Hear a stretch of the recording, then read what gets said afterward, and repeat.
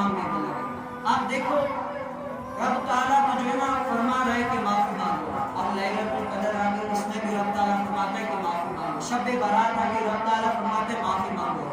सही है, शब कदर आ गई, रब ताला फरमाते हैं माफी मांगो। पांचों नमाज आई, रब ताला फरमाते हैं माफी मांगो। इतनी माफियां क्यों भाई? अभी माफी मांगी तो बस फिर शाम को आए फिर माफी मांगो, फिर शाम को आए फिर ईशा को फिर माफी मांगो। क्यों? वजह क्या है?